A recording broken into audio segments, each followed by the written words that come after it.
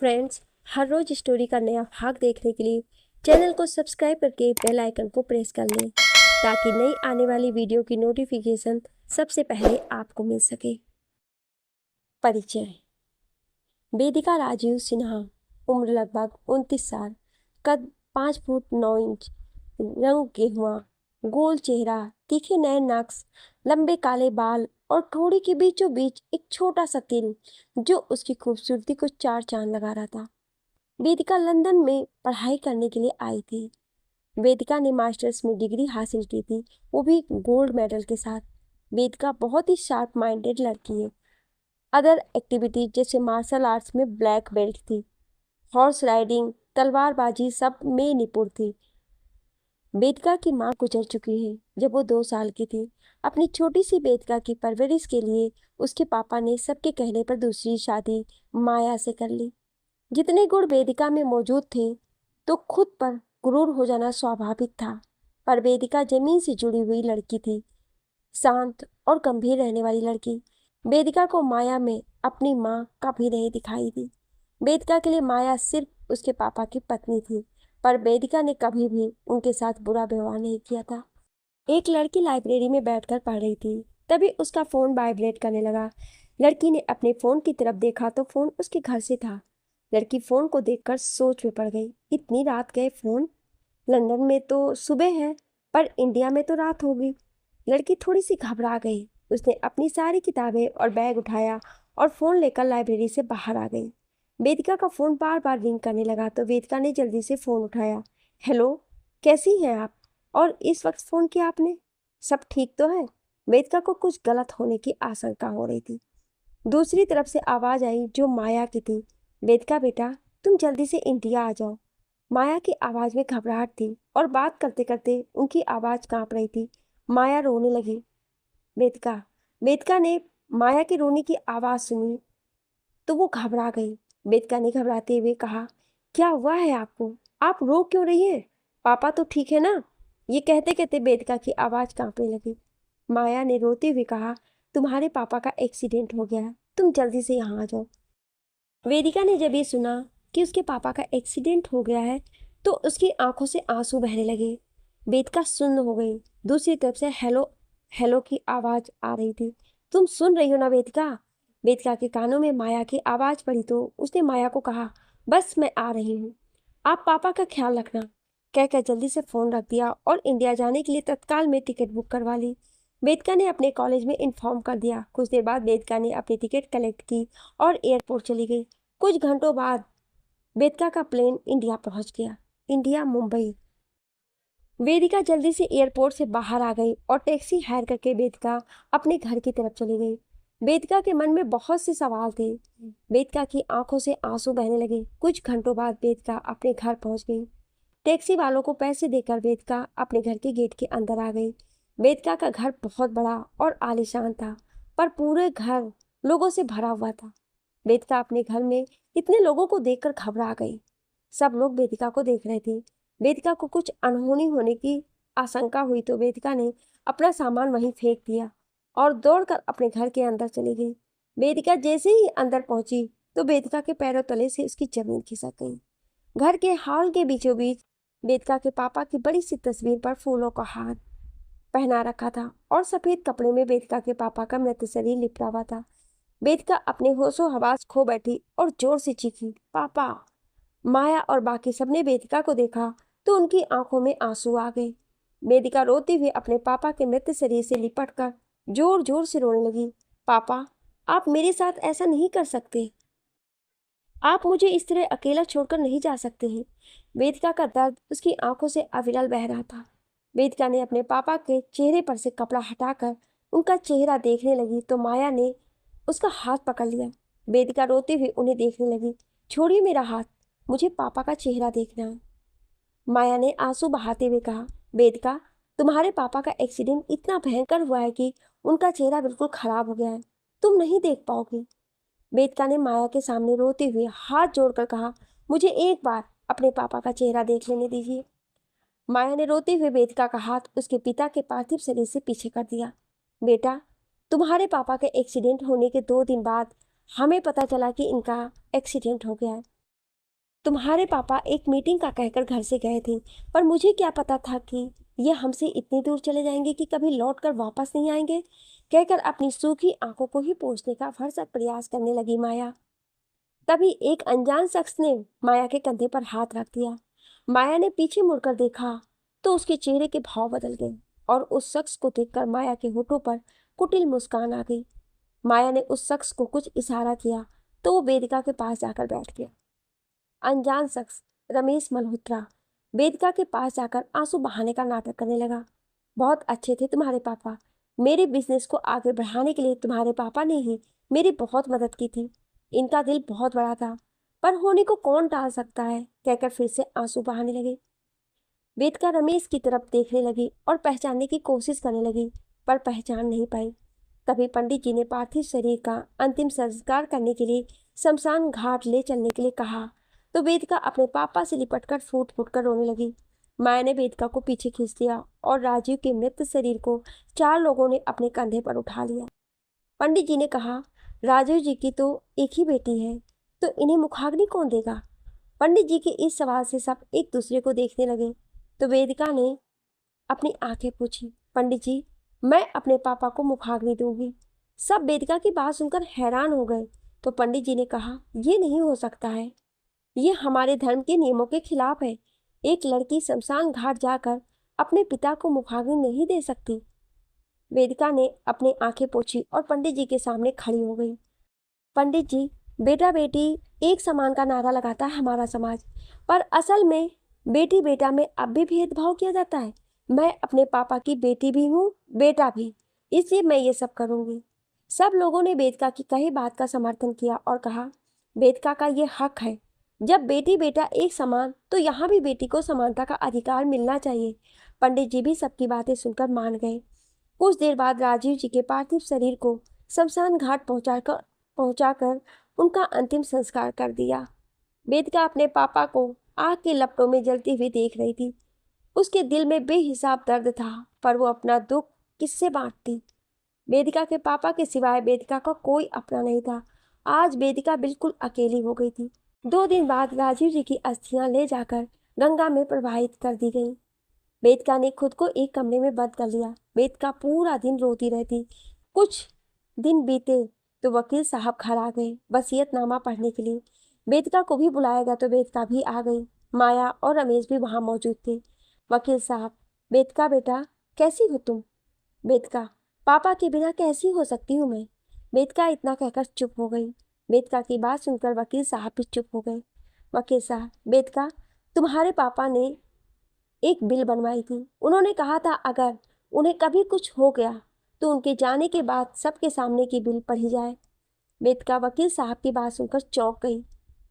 वेदिका, पापा ने वसीयत बनवाई थी तो उन्होंने तो मुझसे आज तक कोई जिक्र ही नहीं किया इस बात का। वकील साहब, उन्होंने मना किया था कि ये बात किसी को भी ना बताया जाए, और तुम्हें भी। बेटा, मैं वसीयत पढ़कर सबको सुना देता हूँ। इस वसीयत के मुताबिक पूरी जायदाद की केयर टेकर श्रीमती माया होंगी। तुम अपनी मर्जी के मुताबिक राजीव जी की चल अचल संपत्ति को बिना माया जी की परमिशन के बेच खरीद नहीं सकती हूँ। तुम्हें हर महीने तुम्हारे खर्च के लिए अलग से 25,000 रुपये दी जाएंगे। तुम राजीव जी की कंपनी में वहाँ की ऑनर नहीं, सिर्फ एक एम्प्लॉय बनकर काम करोगी। वेदिका ये सब सुनकर सुन्न हो गई। नहीं, मेरे पापा मेरे साथ ऐसा नहीं कर सकते हैं। मैं मान ही नहीं सकती कि मेरे पापा मुझे इस जायदाद से एक तरह से बेदखल कर रहे हैं। वेदिका रोते जा रही थी और बड़बड़ाई जा रही थी। वेदिका के ऊपर एक वज्र प्रहार हो रहा था और वेदिका को एक और झटका लगने अभी बाकी था। ये सब बातें सुनकर वेदिका के दिमाग ने काम करना ही बंद कर दिया। माया वेदिका के पास जाकर बैठ गई। वेदिका, तुम्हारे पापा ने तुम्हारी शादी तय कर दी है। तुम्हें उससे कोर्ट मैरिज करके उसके साथ, उसके लड़के के साथ उसके घर में रहना होगा। वेदिका एकदम से अपनी जगह से उठ गई, जोर से चीख कर कहने लगी, आप पागल हो गई हैं? कुछ भी कह रही हैं आप? मैं किसी से भी शादी कैसे कर सकती हूँ? मेरे पापा मेरे साथ ऐसा कभी नहीं कर सकते हैं। मैं जिसे जानती नहीं हूँ, जिसे मैंने कभी देखा नहीं, उसे बिना देखे बिना जाने शादी कैसे कर लूँ? वेदिका के सब्र का बांध अब टूट चुका था। वेदिका अपना सिर पकड़कर धम्म से सोफे पर बैठ गई। रमेश और वकील ने माया को कुछ इशारा किया तो माया ने वेदिका को अपनी बाहों में भर लिया। बेटा, मैं जानती हूँ इस वक्त ये सब बातें करना सही वक्त नहीं है, पर तुम्हारे पापा की यही इच्छा थी कि तुम उनके पसंद के लड़के से शादी करो। वेदिका असहाय सी होकर माया की तरफ देखने लगी। पापा ने आज तक ये बात मुझसे कभी नहीं की और आज ही ये सब कुछ सामने आना था। वेदिका रुआंसी हो गई। पापा ने मुझसे कभी कुछ नहीं कहा, ना ही वसीयत के बारे में, ना ही शादी के बारे में। माया ने बात बिगड़ती हुई देखी तो माया ने वेदिका को देखकर कहा, उन्होंने ही एक बार कहा था मुझसे कि अगर कभी मुझे कुछ हो गया तो तुम मेरी बेटी की शादी उस लड़के से ही करवाना जिसे मैंने उसके लिए पसंद किया है। माया के नकली आंसू बहाते हुए वेदिका का चेहरा अपनी तरफ किया। मेरे पास भी वक्त नहीं है, मुझे कैंसर की बीमारी है। मैं और तुम्हारे पापा से तुम्हारा भला ही चाहते हैं। वो लड़का हमारे ऑफिस में ही काम करता है, बहुत अच्छा है। मैं भी बहुत दिनों तक जीने वाली नहीं हूँ। वेदिका माया की तरफ देखने लगी। मेरे जाने के बाद तुम्हारा क्या होगा, बस यही चिंता मुझे सताई जा रही है। इसलिए मैं चाहती हूँ तुम्हारी शादी उस लड़के के साथ जल्द से जल्द हो जाए। वेदिका कुछ समझ नहीं आ रहा था कि वो क्या करे, करे कि ना करे। खुद को बहुत असहाय और मजबूर महसूस कर रही थी। वेदिका ने माया की तरफ देखकर कहा, शादी करना जरूरी है, मैं शादी नहीं करना चाहती हूँ। माया वेदिका की बात सुनकर गुस्से से उबलने लगी, पर अपने भाव अपने चेहरे पर नहीं आने दिए। बेटा, मेरे सामने अगर तुम्हारी शादी हो जाएगी तो मैं निश्चिंत होकर मर जाऊंगी, वरना तुम्हारी फिक्र में मैं वक्त से पहले ही मर जाऊंगी। माया अपनी आंखों में आंसू लाकर कहने लगी। तभी वकील ने वेदिका के सामने एक फाइल रखी और उन कागजातों पर साइन करने के लिए कहा, और वेदिका पहले ही अपने होशो हवास में नहीं थी। उसने भी बिना पढ़े ही कागजातों पर साइन कर दिए। वेदिका को माया के आंसू देखकर मजबूरन हाँ करना पड़ा और वहां से चली गई। वेदिका के जाने के बाद माया, वकील और रमेश एक दूसरे को देखकर कुटिलता से हंसने लगे। आखिर हम अपने बनाए प्लान में कामयाब हो गए। माया अजीब तरीके से हंसने लगी। ये अच्छा बनने का ढोंग करते करते मैं तो थक गई थी, अब जाकर छुटकारा मिला। रमेश, तो कब करवानी है शादी वेदिका और उस लड़के की? तुमने बात तो की ना उस लड़के से, वो मान गया है शादी के लिए? माया, हाँ मैंने बात कर ली है और वो मान गया है। वकील, इतनी जल्दी कैसे मान गया वो लड़का? माया ने हंसते हुए कहा, मेरे लिए कोई भी काम मुश्किल नहीं है। मैंने उस लड़के को धमकी दी कि अगर उसने शादी करने से मना किया तो मैं उसको जान से मार दूंगी। फिर क्या था, वो मान गया। जान सबको प्यारी होती है और उस लड़के को भी तो थी। मरता क्या ना करता, मजबूरी में हाँ करनी ही पड़ी उसे। रमेश हंसते हुए माया के दिमाग की तारीफ करने लगा। तो अब शादी की शहनाई कब बजने वाली है? इस रात से भी पर्दा उठा दो। माया अपनी जगह से उठ गई और कुटिलता से हंसने लगी। बहुत जल्द, कहकर राक्षसी हंसी हंसने लगी। 3 दिन बाद माया ने वेदिका को बता दिया कि आज उसकी शादी है, इसलिए उसने एक साधारण सी लाल साड़ी और 1-2 गहने पहनने के लिए दे दिए और जल्दी से तैयार होने के लिए कह दिया और वहां से चली गई। वेदिका कपड़ों को देख रही थी और रो रही थी। पापा, आप अकेला छोड़कर क्यों चले गए मुझे? मुझे भी अपने साथ ले जाते। अब मेरी जिंदगी मेरी नहीं रही। आज मेरी शादी हो रही है उससे जिसे मैंने कभी देखा नहीं, जिसे मैं जानती तक नहीं, और मैं उससे शादी करने जा रही हूँ आज। कान्हा जी, आपने मेरी किस्मत में क्या लिखा है आप ही जानते हैं। अब मैंने सब कुछ आप पर छोड़ दिया है, कहकर तैयार होने लग गई। कुछ देर बाद माया, वकील और रमेश कोर्ट पहुंच गए। लड़का अभी पहुंचा नहीं था तो माया ने उसे जल्दी पहुंचने के लिए कहा। कुछ देर बाद वो लड़का पहुंच गया तो सब उसको देखने लगे। वेदिका ने जब उस लड़के को देखा तो उसकी आंखें हैरानी से बड़ी हो गईं। वेदिका अपनी जगह से उठ गई। लड़के को देखकर सब चौंक गए। लड़के का परिचय। नाम वेद, उम्र 31 साल, कद 6 फुट के करीब, गोरा रंग, हल्की नीली आंखें, काले बाल जिनमें जरूरत से ज्यादा तेल लगा रखा था, एकदम चिपकू, आंखों पर नजर का चश्मा, साधारण से कपड़े पहन रखे थे, ढीली सी शर्ट। फिलहाल इतना ही परिचय है, पर अभी बहुत कुछ है जानने के लिए वेद के बारे में, जो आगे चलकर सामने आएगा कि वेद में कौन कौन से गुण हैं। वेदिका कभी खुद को देखती तो कभी वेद को, दोनों की कोई बराबरी नहीं थी। वेदिका ने अपनी नजरें वेद पर से हटा ली और कुर्सी पर बैठ गई। माया ने वेद को घूर कर देखा और वेदिका के पास वाली कुर्सी पर जाकर बैठने के लिए कहा। वेद ने एक बार भी वेदिका को नहीं देखा और वेदिका के पास जाकर कुर्सी पर बैठ गया। रजिस्ट्रार ने गवाहों की मौजूदगी में वेद वेदिका के रजिस्टर पर साइन करवा लिए और वेद को वेदिका की मांग में सिंदूर भरने को कहा और गले में मंगलसूत्र पहनाने को कहा। वेद ने वेदिका की मांग भरी और माया ने वेद को मंगलसूत्र दिया और वेद ने वेदिका के गले में मंगलसूत्र पहना दिया। सबने वेद वेदिका को बधाइयाँ दी। कुछ देर बाद सब कोर्ट से बाहर निकल आए। माया ने वेद को वेदिका का ख्याल रखने को कहा। वेद ने टैक्सी बुलाई और वेदिका को पीछे की सीट पर बैठाकर खुद अगली सीट पर आकर बैठ गया। वेदिका के मन में बहुत से सवाल थे, पर उसके पास उन सब सवालों का कोई जवाब नहीं था। वेदिका ने अपनी जिंदगी की डोर कान्हा के हाथों में सौंप दी थी। वेदिका की जिंदगी कुछ पलों में ही बदल गई। वेद वेदिका को अपने साथ अपने घर ले आया था। वेद का घर शहर से बाहर था। वेदिका गाड़ी से बाहर आ गई। वेद ने टैक्सी वाले को पैसे दे दिए और टैक्सी वाला अपनी टैक्सी घुमाकर वहां से चला गया। वेदिका अपने आसपास नजरें घुमाकर देख रही थी। हर तरफ हरियाली ही हरियाली थी।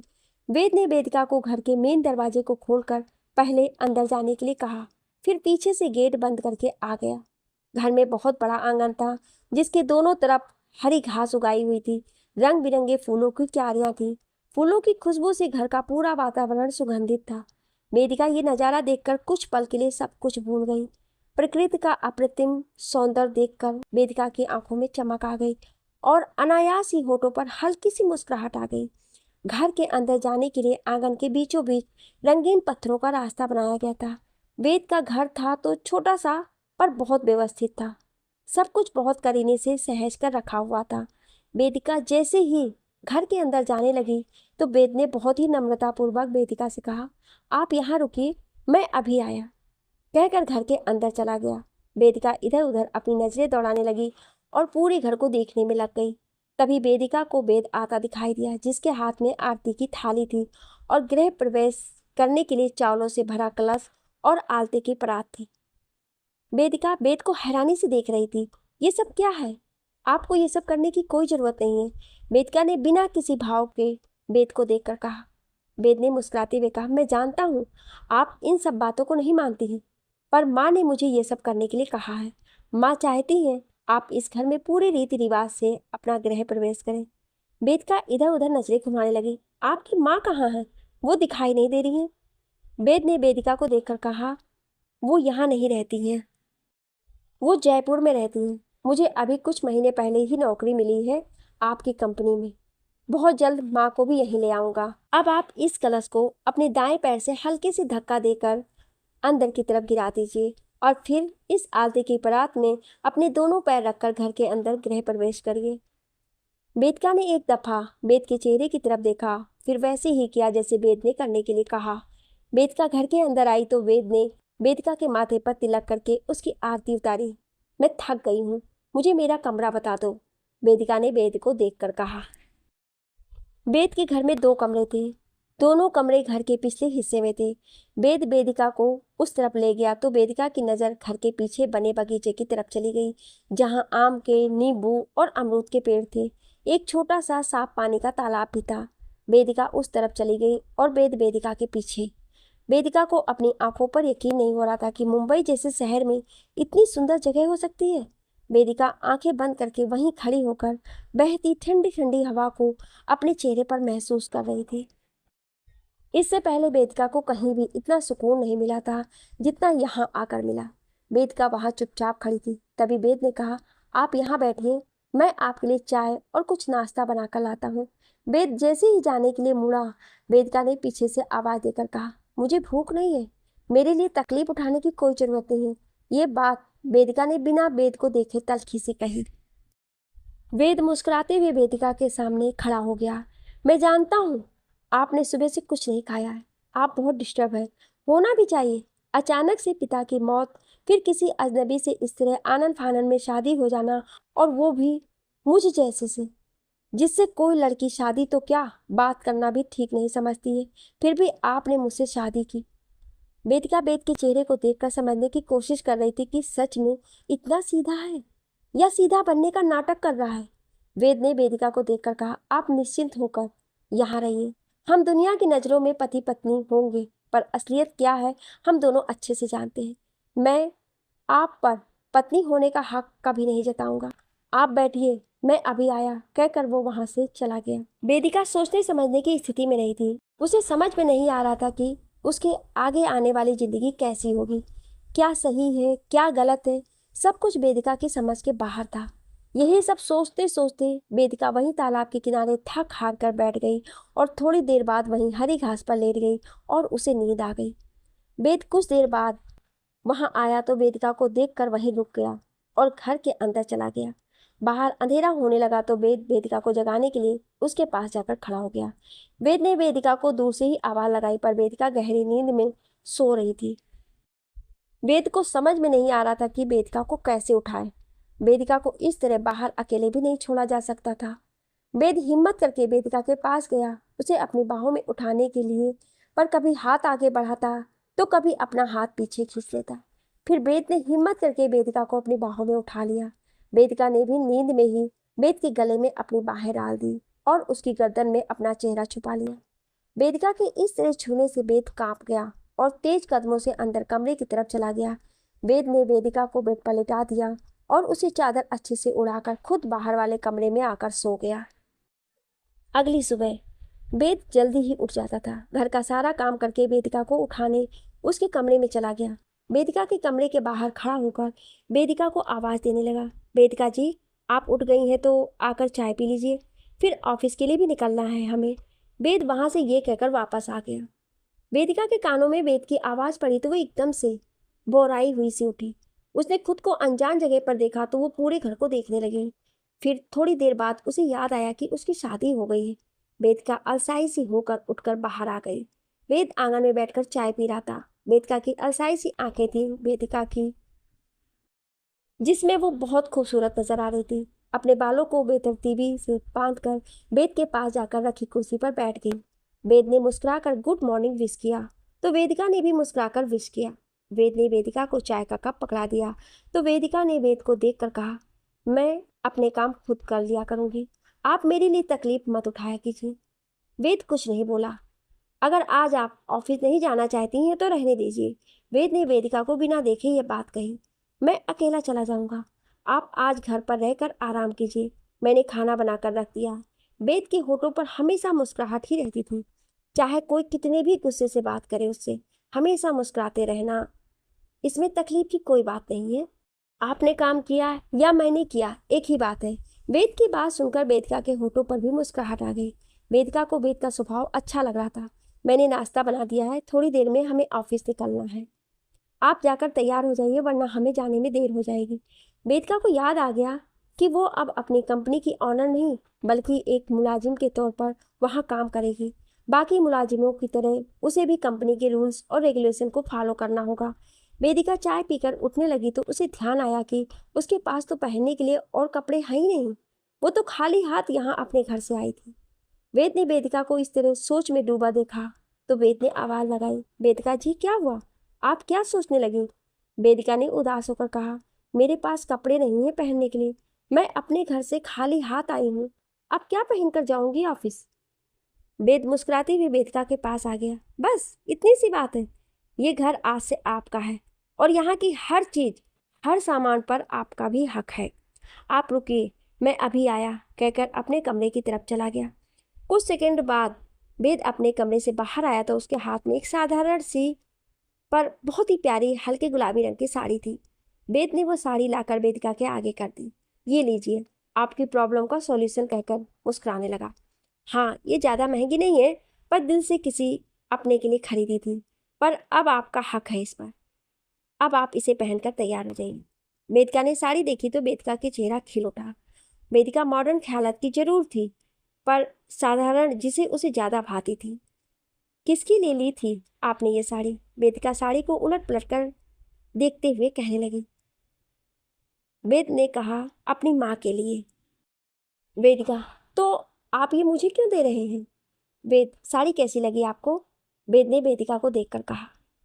वेदिका छोटी बच्ची की तरह खुश हो रही थी साड़ी देखकर, बहुत अच्छी साड़ी है, आपकी चॉइस बहुत ही उम्दा है। वेद, हाँ माँ के लिए लाया था, पर इस वक्त इसकी सबसे ज़्यादा ज़रूरत आपको है, और अब और सवाल जवाब नहीं। वेदिका, पर मैं ये कैसे रख सकती हूँ, ये तो आप अपनी माँ के लिए लाए थे। वेद, मेरी माँ भी तो आपकी माँ ही लगी ना, तो अब आप और सवाल जवाब मत करिए, जाकर जल्दी से तैयार हो जाइए। वेदिका ने जल्दी से साड़ी अपने हाथों में ली और नहाने चली गई। कुछ देर बाद वेदिका तैयार होकर आई तो वेद भी एक पल के लिए अपनी पलकें झपकाना भूल गया, पर फिर जल्दी से वेद होश में आ गया और दोनों ने जल्दी से नाश्ता किया और ऑफिस के लिए निकल गए। ऑफिस में सब वेद वेदिका को अचंभित होकर देख रहे थे। पूरे ऑफिस में वेद वेदिका की शादी की खबर आग की तरह फैल गई। सब वेद को देखने की बजाय उसे घूर रहे थे, पर वेद तो वेद था। वो सबको देखकर मुस्कुराते हुए अपने केबिन की तरफ चला गया। सब वेद की पीठ पीछे उसकी बुराई करने में लगे हुए थे। तभी वेदिका वहां से गुजर रही थी तो वेद के बारे में सबके मुंह गलत सुना, तो सबको घूरकर चेतावनी देते हुए कहा, अपने काम से काम रखो वरना गेट लॉस्ट। कहकर वहां से चली गई। वेदिका के सामने किसी ने भी जुबान नहीं खोली और सब फिर से काम में लग गए। धीरे धीरे वेदिका को वेद का साथ भाने लगा। पति ना सही, पर दोनों बहुत अच्छे दोस्त बन गए। दोनों मिलकर घर घर का बाहर का काम देखते। बीच बीच में वेद अपनी माँ से वेदिका की बात करवा देता था तो वेदिका खुश हो जाती। वेदिका ने वेद की माँ से मिलने की इच्छा जताई तो वेद ने कहा, बहुत जल्द मैं आपको अपनी माँ से मिलवाऊंगा। वेदिका ने वेद की हुलिया एक हद तक बदल दिया था। अब बाल कम चिपको नजर आते थे। देखते देखते 4 महीने बीत गए। माया, रमेश और वकील अपना अपना सिर पकड़कर बैठे हुए थे।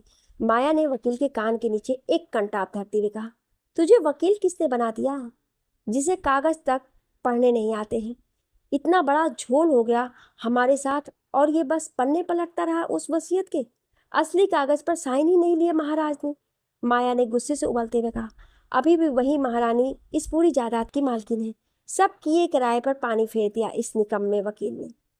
वकील अपनी खोपड़ी को खुजलाते हुए कहने लगा, तुम्ही ने मेरे सिर पर तांडव मचा रखा था। सब जल्दी करो कहकर सब उल्टा पुल्टा करवा दिया। रमेश, अब तुम दोनों लड़ना बंद करो और सोचो आगे क्या करना है, इस मुसीबत से कैसे बाहर निकले। माया के शैतानी दिमाग में एक और आइडिया आ गया। माया ने वाइन का एक घूंट पिया और फिर हंसने लगी। वकील ने रमेश के कान में धीरे से कहा, लगता है सदमा लग गया इसे, करोड़ों की प्रॉपर्टी हाथ से जो जाने वाली है। रमेश भी वकील की बात से सहमत था। हाँ बेचारी माया, बंद करो अपनी बकवास तुम दोनों, जैसा मैं कह रही हूँ वैसा करो। माया ने दोनों को अपने पास बुलाया और उनके कान में कुछ कहा तो तीनों जोर जोर से हंसने लगे। कुछ दिनों बाद वेद वेदिका दोनों ऑफिस के कुछ काम से शहर से बाहर गए हुए थे। दोनों एक होटल में रुके हुए थे। वेद मीटिंग में था और वेदिका अपने कमरे में। तभी वेदिका के कमरे का लैंडलाइन फोन रिंग करने लगा तो वेदिका ने फोन रिसीव किया तो दूसरी तरफ से आवाज आई, मैम, वेद सर ने आपको पूल साइड बुलाया है, कहकर जल्दी से फोन रख दिया। वेदिका सोचने लगी कि वेद ने पूल साइड क्यों बुलाया होगा। वेदिका कुछ सोचते हुए उठी और वह कुछ देर में पूल साइड चली आई। वहां खड़े होकर वेद को इधर उधर देखने लगी, पर वेद वहां था ही नहीं। वेदिका ने ध्यान नहीं दिया कि वो पीछे पुल के बिल्कुल किनारे पर खड़ी है। तभी अचानक से वहां एक वेटर वेदिका से टकरा गया और वेदिका पुल में गिर गई। वहां खड़े होकर सब वेदिका को देखने लगे। तभी वेद को किसी ने जाकर वेदिका के बारे में बता दिया कि वेदिका पुल में गिर गई है। वेद सुनकर हड़बड़ा गया और मीटिंग छोड़कर कुछ सेकंड में पुल साइड आ गया। वेदिका खुद को बचाने के लिए पानी में हाथ पैर मार रही थी। वेद को अच्छे से पता था कि वेदिका पानी से डरती है। वेद ने बिना देर किए एक झटके से अपनी शर्ट उतारकर फेंक दी और पुल में छलांग लगाकर वेदिका को बाहर निकाल लाया। वेदिका अध खुली आंखों से वेद को देख रही थी, पर वेदिका को वेद का चेहरा धुंधला सा दिखाई दे रहा था। वेद ने वेदिका के पेट को दबाकर उसमें से पानी निकाला। वेदिका वेद को देखते देखते बेहोश हो गई। हर कोई वेद को आंखें फाड़ कर देख रहा था। तभी वहां एक लड़का आया, दिखने में एकदम स्मार्ट। उसने आते ही सबको वहां से जाने के लिए कहा। वेद ने उस लड़के विनय को देखकर कहा, कॉल द डॉक्टर इमीडिएटली। वेद ने वैसे ही हालत में वेदिका को अपनी बाहों में उठाया और जल्दी से रूम में लाकर बेड पर लेटा दिया। तभी डॉक्टर भी वहां पहुंच गए। वेदिका के होश में आने से पहले वेद पहले जैसा बन गया। डॉक्टर ने वेदिका को चेक करके कहा, ये ठीक है, इन्हें कुछ देर आराम की जरूरत है। वेद ने विनय को इशारे से कुछ कहा तो विनय ने फीमेल स्टाफ को बुलाकर वेदिका के कपड़े चेंज करने के लिए कहा और उसके पास रहने के लिए कहा। वेद के चेहरे के भाव बिल्कुल बदल गए, एकदम सख्त हो गए। वेद ने विनय को अपने साथ आने के लिए कहा। वेद और विनय एक कमरे में अकेले थे। वेद खिड़की से बाहर देख रहा था। उसका एक हाथ दीवार पर और दूसरा हाथ उसकी जेब में था, जिससे वेद के गुस्से का अंदाजा लगाया जा सकता था। मैंने पहले भी कहा था कि वेदिका जी की सिक्योरिटी में किसी तरह की लापरवाही नहीं होनी चाहिए, पर हो गई लापरवाही। इतनी भारी चूक कैसे हो गई? वेद एकदम से विनय की तरफ देखने लगा तो कुछ पल के लिए विनय वेद का चेहरा देखकर सहम गया। विनय, सर पता नहीं ये सब कैसे हुआ। सीसीटीवी फुटेज में ये पता चला है कि वेदिका जी को जानबूझकर किसी ने पानी में धक्का दिया था और आपका नाम लेकर झूठ बोलकर वहाँ पुल साइड बुलाया गया था उन्हें, होटल स्टाफ ने बताया। वेद, अब मैं वेदिका जी के साथ कुछ नहीं होने दूंगा, हमेशा अपनी नज़रों के सामने रखूंगा। तुम यहाँ से चलने की तैयारी करो, 1 घंटे का वक्त है तुम्हारे पास। और अपने पास बुलाकर कुछ समझाया तो विनय ने हाँ में सिर हिलाया और वहाँ से चला गया। मेरे रहते आपको कोई बुरी भी नज़र से भी नहीं देख सकता है।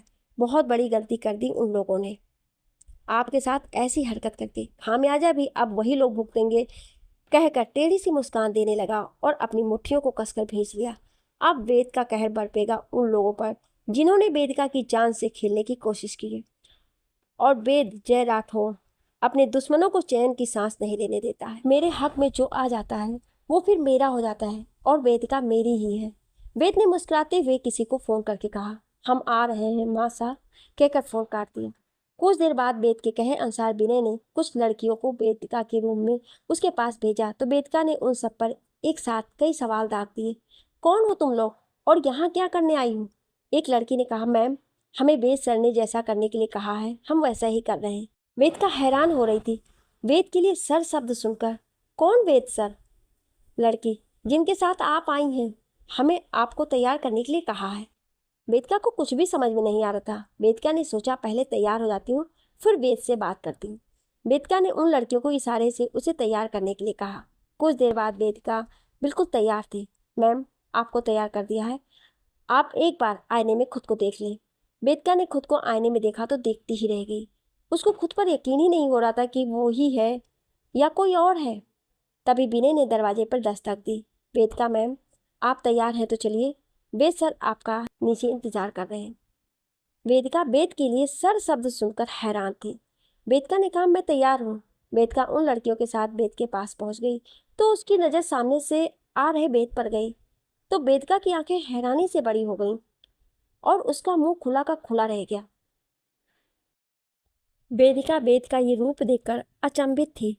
चिपकू बालों की जगह हवा से उड़ती जुल्फें, आंखों पर नज़र के चश्मे की जगह महंगे ब्रांडेड गॉगल्स, ढीले ढाले साधारण कपड़ों की जगह ग्रे कलर का ब्रांडेड 3 पीस सूट, पैरों में साधारण स्लीपर्स की जगह महंगे शूज और फिट बॉडी जो सब वेद के फिटिंग वाले पहने कपड़ों से आसानी से देख सकते थे। चाल ढाल एकदम कमाल और होठों पर वही प्यारी सी हल्की सी मुस्कान जो वेद के रफ एंड टफ लुक को 4 चांद लगा रही थी। वेद जहाँ जहाँ से गुजर रहा था वहाँ हर कोई वेद के सामने सिर झुकाकर खड़े हो जाते और वेद को हाथ जोड़कर नमस्कार करते और वेद भी हाथ जोड़कर सबका अभिवादन कर रहा था। वेद ने वेदिका को मुंह खोले देखा तो हल्के से मुस्कुरा दिया। वेद वेदिका को देख रहा था। जयपुरी लाल परिधान में वेदिका भी किसी राजकुमारी से कम नहीं लग रही थी। वेद आप अलग वेदिका को निहार रहा था।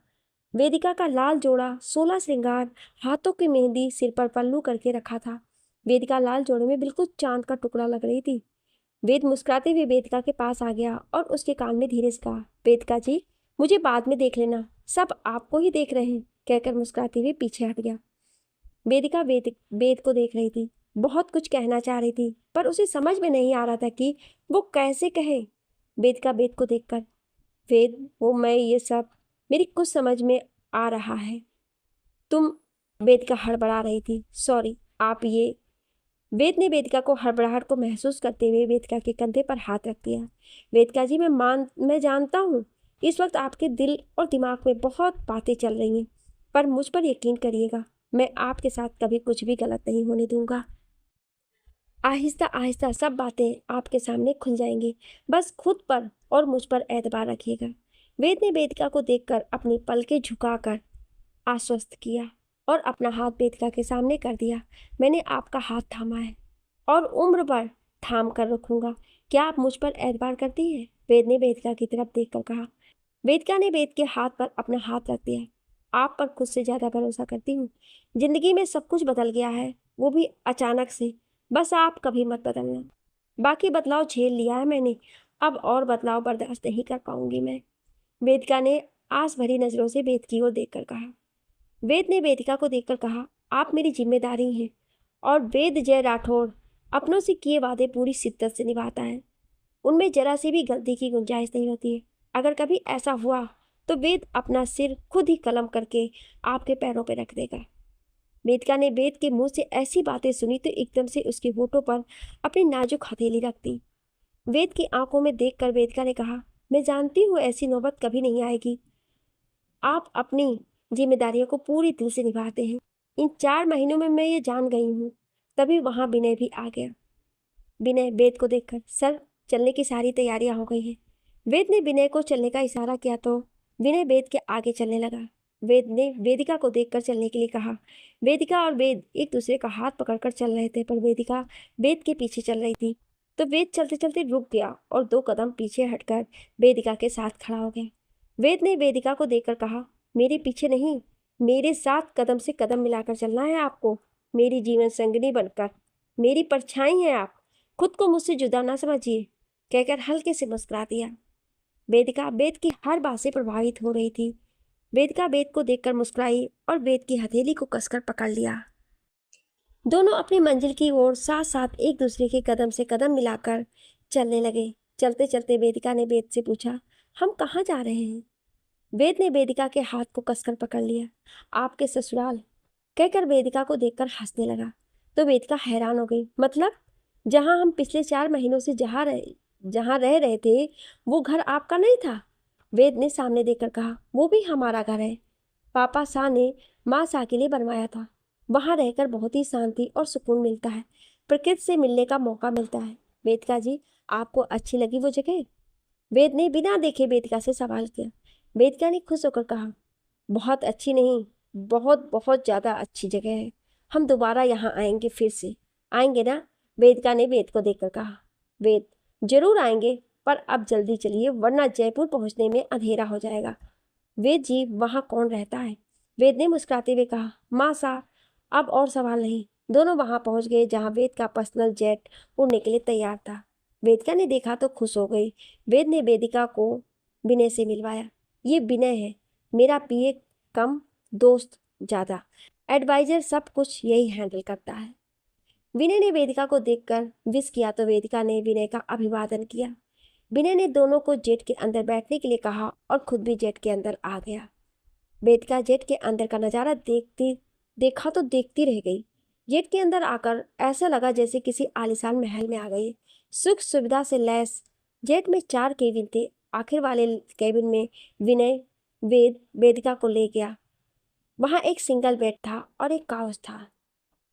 वेदिका को उनका केबिन दिखाकर विनय वहां से चला गया। वेदिका छोटी बच्ची बनकर घूम घूम कर सब देखकर खुश हो रही थी।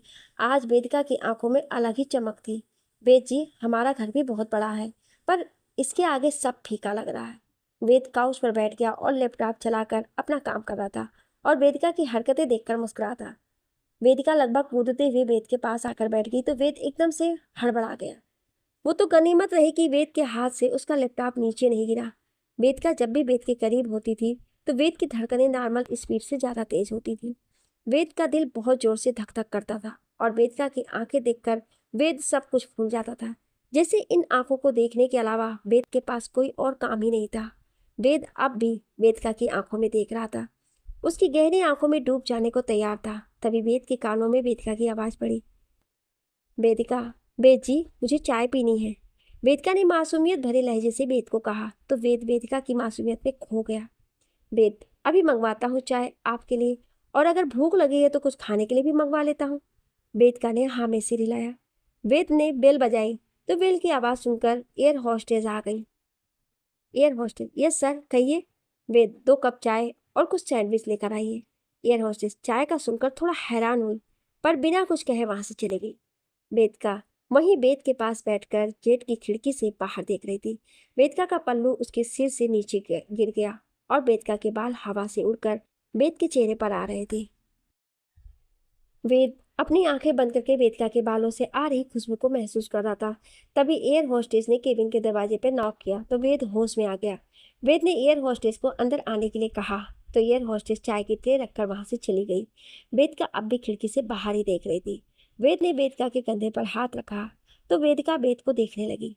वेद ने चाय का कप वेदिका के सामने किया तो वेदिका ने चाय का कप पकड़ लिया। कुछ देर बाद वेद ने चाय खत्म करके कप एक साइड में रख दिए। कुछ देर बाद वेदिका बैठी बैठी सो गई। सोती हुई वेदिका का सिर कभी इधर लुढ़कता तो कभी उधर लुढ़कता। वेद की नज़र वेदिका पर गई तो वेद ने वेदिका का सिर ठीक से काउच से लगा दिया और फिर से लैपटॉप पर काम करने लगा। वेदिका का सिर फिर से लुढ़क गया। वेद ने इस बार वेदिका के सिर के नीचे से अपनी एक बाजू से वेदिका को अपनी एक बाह के घेरे में लेकर वेदिका का सिर अपने सीने पर रख लिया। वेदिका ने नींद में ही वेद के कोट के अंदर हाथ डालकर वेद की कमर पर अपने हाथ को लपेट दिया और दूसरे हाथ से वेद के कोट को कसकर पकड़ लिया। वेदिका के इस तरह छूने से वेद अंदर तक कांप गया, पर वेद ने वेदिका को अपनी बाहों में कस लिया और खुद भी आंखें बंद करके लेट गया। जयपुर पहुंचने में अभी कुछ घंटे और बाकी थे तो वेद ने वेदिका को अपनी बाहों में उठाया और बेड पर लेटाने लगा तो वेद अनबैलेंस हो गया और वेदिका के साथ ही बेड पर गिर गया। पर वेदिका की नींद नहीं टूटी और वो मस्त होकर सो रही थी। वेद वेदिका को देखकर मुस्कुरा दिया। वेद वेदिका को ठीक से लेटाकर पीछे हटने लगा तो वेदिका ने वेद को कमर से पकड़ रखा था तो वेद को भी वेदिका के साथ लेटना पड़ा। वेदिका को वेद की बाहों का सहारा मिला तो वेद के सीने पर सर रखकर वेद से लिपट कर वेदिका सो गई। वेद ने भी वेदिका को खुद से दूर नहीं किया और कुछ देर में वो भी सो गया। कुछ वक्त बाद वेद का फोन वाइब्रेट करने लगा। वेद ने फोन की तरफ देखा तो विनय का मैसेज आया हुआ था, हम जयपुर पहुंचने वाले हैं। वेद ने विनय को इमोजी सेंड करके फोन अपनी जेब में रख लिया। वेद ने वेदिका की तरफ देखा तो वेदिका बेसुध होकर वेद से लिपटकर सोई हुई थी। वेद वेदिका दोनों एक दूसरे के बहुत करीब थे। वेद इस एहसास से जाने क्यों घबरा रहा था। उसके माथे पर पसीने की बूंदें छलकने लगी। वेद का दिल बहुत जोर से धड़क रहा था। वेद ने एक लंबी सांस ली और खुद को नियंत्रित करते हुए वेदिका को उसके कंधे से पकड़कर हिलाने लगा और उसे जगाने लगा। वेदिका जी उठ जाइए, हम कुछ देर में जयपुर पहुंचने वाले हैं। वेदिका ने आवाज सुनी तो अलसाई आंखों से वेद को देखने लगी। वेदिका अंगड़ाई लेते हुए उठकर बैठ गई। वेद जी मुझे अभी और सोना है, बहुत जोर की नींद आ रही है, वेदिका ने उबासी लेते हुए कहा। वेद वेदिका को देख रहा था। वेद को वेदिका इस वक्त बहुत ही मासूम सी नजर आ रही थी। उसकी अलसाई सी मोटी मोटी आंखें और भी खूबसूरत लग रही थी। आप वहां जाकर जितना मन करे उतना सो लेना, पर फिलहाल आप उठिए और तैयार हो जाइए। वेदिका, वेद जी मैं तैयार तो हो जाऊंगी, पर मेरे साथ तो सामान है ही नहीं, मैं कैसे तैयार होंगी? वेदिका ने बेचारा सा मुंह बनाकर कहा। वेद ने वेदिका को उसके कंधे से पकड़कर केबिन के दूसरे हिस्से में ले गए, जहां वेदिका की जरूरत का हर सामान मौजूद था। अब जल्दी से तैयार हो जाइए आप, कहकर वहां से चला गया। कुछ देर बाद वेदिका तैयार हो गई। वेदिका ने वेद को आवाज लगाई, वेद जी मैं तैयार हूँ। वेद ने वेदिका की आवाज सुनी और उसके पास चला गया। वेद वेदिका को देखकर मंत्र मुग्ध हो गया। वेदिका, वेद जी मैं कैसी लग रही हूँ? वेदिका ने वेद को देखकर पूछा। वेद ने ड्रेसिंग टेबल पर से काजल की डिबिया उठाई और एक टीका वेदिका के पास जाकर वेदिका के कान के पीछे लगा दिया। वेद वेदिका को देखकर मुस्कुरा दिया। बहुत खूबसूरत लग रही हैं आप, किसी की नजर न लगे आपको। मेरी भी, कहकर मुस्कुराने लगा। वेदिका ने मुस्कुराते हुए कहा, अपनों की नजर अपनों को कभी नहीं लगती है, कहकर वेद को भी एक नजर का टीका वेदिका ने उसके कान के पीछे लगा दिया। दोनों एक दूसरे को देखकर मुस्कुराने लगे। तभी जेट भी जयपुर पहुंच गया और वहां महल के बाहर बने हेलीपैड पर उतर गया। वेदिका जी चलिए हम पहुंच गए हैं। वेद वेदिका का हाथ पकड़कर जेट की सीढ़ियों से उतरने लगा। वेदिका की नजर जब अपने सामने की तरफ गई तो वेदिका की आंखें हैरानी से बड़ी हो गई। वेदिका एक बहुत बड़े महल के सामने खड़ी थी, जो रात के समय रंग बिरंगी लाइटों से नहाया हुआ था। ऐसे लग रहा था जैसे इस जगह अलग से सूरज निकल कर आ गया है। हर तरफ रोशनी ही रोशनी थी। वेद जी ये महल किसका है? वेदिका ने हैरत भरी निगाहों से वेद को देखकर ये सवाल पूछा। वेद, ये महल हमारा है और अब आप इस महल की रानी हैं। वेदिका वेद को अब हैरान होकर देख रही थी। मतलब आप इस महल के राजा हैं? वेद मुस्कुराते हुए कहने लगा, अब और सवाल नहीं, मासा हमारा इंतजार कर रही हैं। उन्हें इंतजार करवाना अच्छी बात नहीं है। आपको आपके हर सवाल का जवाब मिल जाएगा। अभी चलिए, सब हमारा इंतजार कर रहे हैं। वेदिका ने हाँ में सिर हिलाया। चलिए कहकर चलने लगी तो वेद ने वेदिका का हाथ पकड़कर रोक लिया। वेद वेदिका के सिर के पल्लू को वेदिका की आंखों पर डाल दिया। वेदिका वेद को हैरान से देख रही थी। आपने मेरे चेहरे को क्यों ढक दिया? मैं कैसे चलूंगी? मैं तो चलते चलते गिर जाऊंगी। वेद ने वेदिका को देखकर कहा, यहाँ आज सब आपसे मिलने आए हैं। अच्छी बुरी नीयत रखने वाला हर इंसान यहाँ मौजूद होगा। मैं बस इतना चाहता हूँ कि कोई भी आपको बुरी निगाह से ना देखे। अगर कोई ऐसा करने की हिमाकत करेगा तो मैं खुद को रोक नहीं पाऊंगा और कुछ गलत कर जाऊंगा। जो मैं आज के दिन ऐसा वैसा हरगिज कुछ नहीं करने चाहता हूँ और मैं आपको कभी गिरने नहीं दूंगा। मेरा वादा है आपसे। वेद ने वेदिका की आंखों में देखकर कहा तो वेदिका के दिल में हलचल मच गई। वेदिका ने खुश होकर कहा, ठीक है, मैं आपका हाथ थाम कर चलूंगी। मुझे आप पर पूरा भरोसा है कि मुझे कभी नहीं गिरने देंगे। तो चलिए, मासा इंतजार कर रही है हमारा। वेदिका ने अपने पल्लू से अपने चेहरे को ढक लिया। वेदिका ने झीनी ओढ़नी ओढ़ रखी थी। वेदिका का चेहरा फिर भी दिखाई दे रहा था, पूरा नहीं। वेद वेदिका का हाथ थामकर चलने लगा तो वहां सब उन पर फूल बरसाकर उनका स्वागत करने लगे। वेदिका ये आवभगत महसूस करके मंद मंद मुस्कुरा रही थी और वेद सबकी तरफ देखकर मुस्कुराकर सबका अभिवादन कर रहा था। वेद वेदिका के साथ महल के मेन दरवाजे पर जाकर मुस्कुराते हुए खड़ा हो गया। सामने से वेद की माँ सौम्या जय राठौड़ कुछ औरतों के साथ मुस्कुराते हुए चली आ रही थी। उम्र लगभग 56 वर्ष, रंग गोरा, ऊंचा कद और चेहरे पर सौम्यता और ममता साफ झलक रही थी। वेद सौम्या जी को देखकर मुस्कुरा दिया और वेदिका के साथ जाकर उनके सामने खड़ा हो गया। वेदिका अपनी आंखें बंद करके खड़ी थी। वेद ने मुस्कुराते हुए सौम्या जी के पैर छूकर आशीर्वाद लिया। वेद ने सौम्या जी को देखकर कहा, मासा कैसी हैं? सौम्या जी ने मुस्कुराते हुए वेद की बधाइयाँ ली। पहले ठीक नहीं थे, पर अब आप दोनों को देखकर मन प्रसन्न हो गया। वेद कुछ और कहता, मासा ने उसे कहने से रोक लिया। पहले हम अपनी बेटी को देखेंगे, फिर आपसे बात करेंगे। वेद मासा की बात सुनकर मुस्कुरा दिया। अब आप ही देख लीजिए जी भरकर। मासा ने वेदिका का घूंघट थोड़ा सा ऊपर उठाया और वेदिका को आप पलक देखने लगी। मासा ने एक लड़की को धीरे से आवाज लगाई, माही, आपके भाई साहब और भाभी साहब आ गए हैं। इनका तिलक करने के लिए आरती का थाल और बाकी सामान जल्दी से लाइए। तभी एक लड़की जल्दी से सारा सामान लेकर आ गई। मासा ने पहले वेदिका को काजल का टीका लगाया, फिर वेदिका के माथे को चूम लिया। वेदिका ने मुस्कुराते हुए अपनी आंखें खोलकर मासा को देखा। मासा ने वेद को देखकर कहा, वेद, आज आपने हमारे दिल की हर ख्वाहिश पूरी कर दी है। चांद का टुकड़ा है बिल्कुल हमारी बेटी, इन्हें कभी किसी की नजर न लगे, कहकर मासा ने वेद वेदिका की नजर उतारी। मासा ने एक औरत को अपने पास बुलाया और वेद वेदिका के द्वारचार की विधियां करने के लिए कहा। माही ने कहा, भाई साहब, भाभी साहब, आपका स्वागत है। मासा वेदिका से, बेटा, ये माही है, हमारे लिए बेटी से बढ़कर है। आज से ये आपके साथ रहेगी। वेदिका माही को देखकर मुस्कुरा दी। मासा ने उस औरत को वेदिका वेद के द्वारचार की सभी रस्में निभाने के लिए कहा। कुछ देर में सभी रस्में होने के बाद मासा ने वेदिका और वेद को महल के अंदर चलने के लिए कहा तो वेद ने वेदिका का हाथ फिर से पकड़ लिया। वेदिका वेद को मुस्कुराते हुए देख रही थी। वेदिका के चेहरे पर आज अलग ही नूर था और चमक थी। वेद वेदिका जैसे ही महल के अंदर गए तो लोगों का एक हुजूम दोनों को बधाई देने के लिए उमड़ पड़ा। वेदिका अपनी आंखों को कभी बंद करती तो कभी खोलती और महल को घूंघट में से ही देखती। वेदिका तो बस महल को ही देख रही थी। सब धीरे धीरे वेदिका को मिलकर शादी की बधाइयां देने लगे। वेदिका घूंघट में से ही वहां मौजूद सभी लोगों को देख रही थी। देश विदेश की बड़ी बड़ी हस्तियां वहां मौजूद थी, मंत्री भी वहां मौजूद थे। सब वेदिका को बधाई दे रहे थे। वेदिका घूंघट में से वेद को देख रही थी और हाथ जोड़कर सबका अभिवादन कर रही थी। वेद इतनी बड़ी हस्ती है, वेदिका को यकीन नहीं आ रहा था।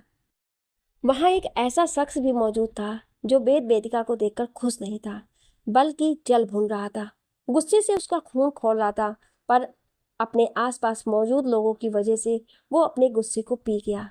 ये था वेद का कट्टर दुश्मन, सारंग चौधरी और उसका बेटा समर।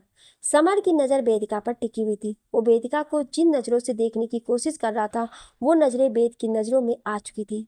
वेद ने गुस्से से अपनी मुट्ठियों को भींच लिया और ठीक वेदिका के सामने खड़ा हो गया, जहां से समर को वेदिका की एक झलक देखने के लिए तरसना पड़ रहा था।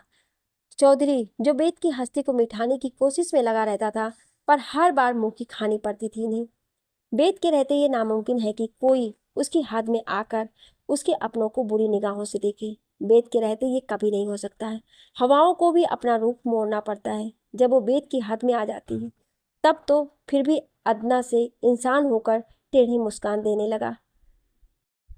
समर सारंग चौधरी को देखकर वेदिका ने मासा की तरफ देखकर हिचकिचाहट से कहा, मासा, मुझे नींद आ रही है। मासा ने वेदिका के गाल को प्यार से थपथपा दिया। मासा ने वेद को इशारे से वेदिका को उसके कमरे में ले जाने के लिए कहा तो वेद ने वेदिका को अपने साथ चलने के लिए कहा। वेदिका वेद के पीछे चल रही थी। वेद वेदिका को एक कमरे में अंदर ले गया। वेदिका हैरान होकर घूम घूम कर कमरे को देखने लगी। वेदिका ने कमरे की खिड़की से बाहर की तरफ झांक कर देखा तो वहां पानी ही पानी नजर आया, तो वो एकदम से पीछे हट गई। वेद ने वेदिका को कहा, आज से ये आपका कमरा है, अब आप आराम करिए, मुझे बाहर मेहमानों के पास जाना होगा, मासा अकेली है। वेदिका ने वेद को देखकर कहा, आप तो बहुत बड़े आदमी हैं, फिर आप इतनी साधारण जिंदगी क्यों जी रहे थे? वेद ने वेदिका की ओर देखा। बहुत सी बातें हैं जिनके बारे में आप नहीं जानती, धीरे धीरे आपको सब मालूम हो जाएगा, फिलहाल आप आराम करिए। वेद जाने के लिए मुड़ा तो वेदिका ने फिर से आवाज लगाई, हम दोनों के लिए इतना बड़ा कमरा बहुत ज्यादा बड़ा नहीं है? वेद ने वेदिका को बिना किसी भाव से कहा, यह कमरा हमारा नहीं, सिर्फ आपका है। मैं आपके साथ इस कमरे में नहीं रहूंगा, मेरा कमरा इस कमरे के साथ वाला कमरा है, कहकर वहां से चला गया। और वेदिका वेद की कई बातों का मतलब समझने की कोशिश कर रही थी कि वेद ने ऐसा क्यों कहा कि ये कमरा उसका नहीं है, वेद क्यों नहीं रह सका उसके साथ, और अब ये दुश्मन कौन है जिनको कुछ रास नहीं आ रहा है। जानने के लिए सुनिए अगले भाग में। क्या आप अगला भाग सुनना चाहते हैं तो कमेंट में यस जरूर लिखिएगा। आप सबने हमारी पिछली कहानियों को सुनकर अपना बहुत सारा स्नेह लुटाया है। आप सबके प्यारे प्यारे कमेंट्स को पढ़कर मुझे बहुत हौसला मिलता है। आप लोग इसी तरह से प्यार बनाए रखिए ताकि मैं आप लोगों के लिए और अच्छी अच्छी कहानियाँ ला सकूं। Thank you.